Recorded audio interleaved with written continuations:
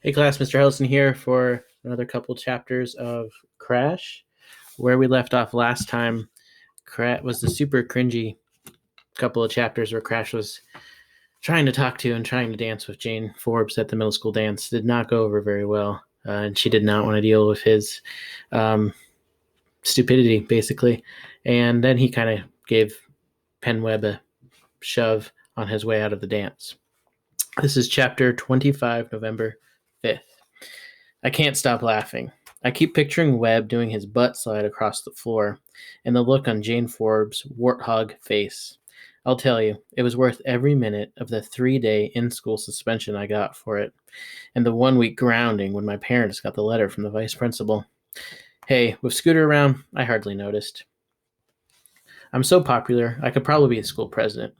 I'd get the vote of everybody who was glad to see a little Miss and Mr. cheerleader get dumped by a real man. My hand still hurts from all the high fives I got on Monday after the dance. It gets better. Guess who got kicked off cheerleading? It all had to do with that mall business. It seems that Webb and Forbes started missing cheerleading practice and meetings. Then they started missing actual games, like for field hockey and soccer. What they were doing was they were spending their free time selling those stupid t-shirts and parading their signs around and wallowing in the mud over on Route 31 where the mall was going to be. The cheerleading coach told them, okay, enough is enough. You want to be cheerleaders or you want to be crusaders? It's up to you. But if you want to keep being cheerleaders, just don't miss any more games, and especially don't miss any football games. So yesterday, we played Upper Milford. Rotten day. Never stopped raining. The whole game long, you hear the raindrops like on a roof, except they're landing on your helmet, which I guess is your roof, right? Anyway, all the cheerleaders were there, including the two mall stallers. In fact, the cheerleaders were outnumbering the spectators. There were exactly 4 people in the stands. One of them was Scooter, of course. A little water never bothered the old swabby, and the cheerleading coach, and 2 others. But not Webb's parents. That should have been a clue. The cheerleaders had on these little plastic raincoats with hoods. Webb looked just adorable in his. I'm sure they all, except for Scooter, wish the game would be called off. Football isn't for fruitcakes. Football doesn't take any crap from any weather. I had to admit, though, it was pretty hard to play, right? Slipping and sliding all over the place. Passing, forget it. Fumbles galore. Even I fumbled once. The first half ended with no score. When we came out for the second half, there were 2 less cheerleaders. Webb and Forbes were gone.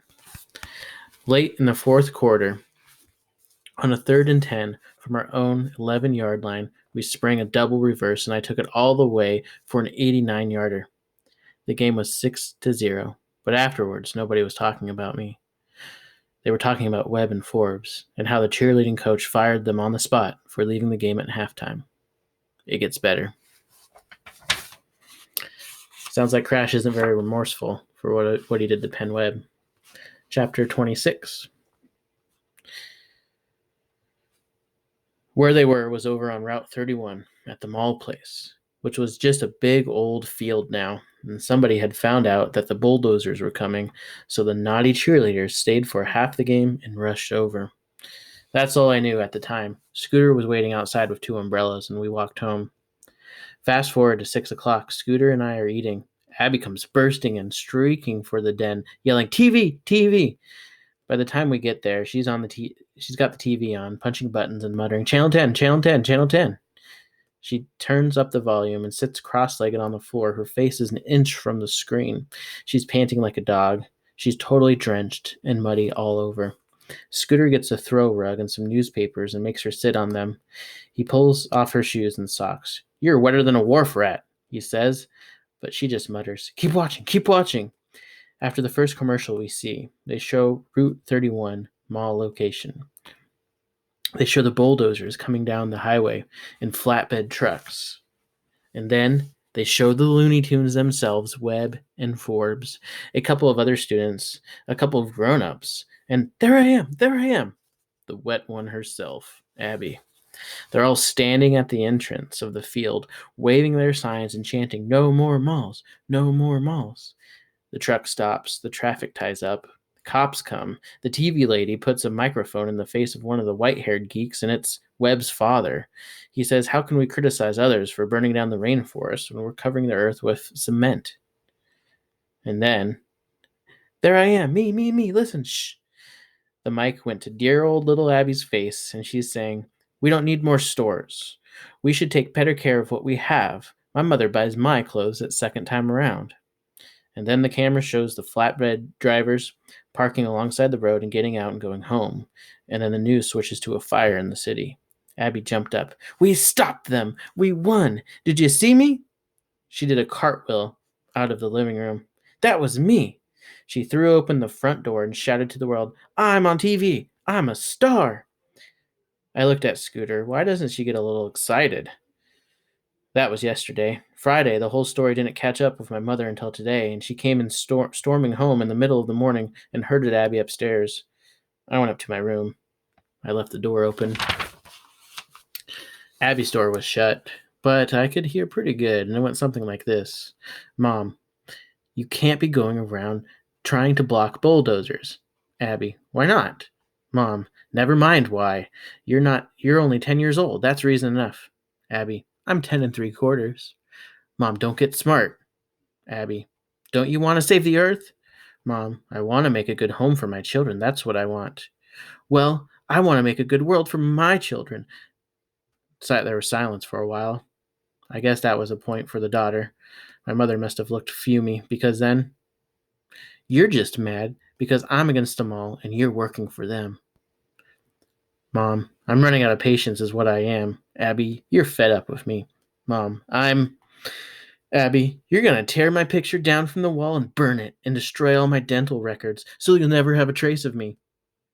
Another silence. This time I figured my mom was biting her lip, trying not to laugh. When she finally spoke, her voice started out slow and picked up speed. You campaign against your own mother, who is trying to make a good life for you. You refuse to eat meat.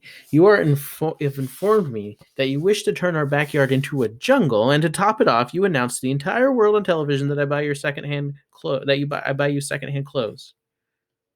Abby, well, it's true. Mom, no, dear, it's not true, at least not completely. What do you mean? I mean, one of the reasons why your father and I work so long and so hard is so you don't have to wear secondhand clothes. But just to humor you, yes, I do let you buy a few things from second time around, but you're so stubborn. So when I shop for you sometimes to get you to wear something respectable, I just tell you I bought it there. Silence, then squawkily, you lied! Isn't this from second time around? It's new. Well, I don't want it. Here. And I guess you lied to your own child about this too, huh? Here, and this, and this, and this.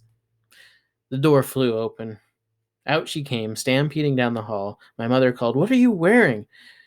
But my sister was charging into Scooter's room and slamming the door. I'll tell you, if I never saw a fifth grade girl run down a hallway wearing nothing but boxer shorts with red and blue anchors, you got a real treat coming. I swear, if I don't stop laughing in the next minute, I'm going to die. All right, I'll end there for chapters 25 and 26. Looks like Abby's pretty upset. Looks like her mom's kind of upset too, and Crash is just along for the ride. All right, guys, tune in for next time. Have a good one.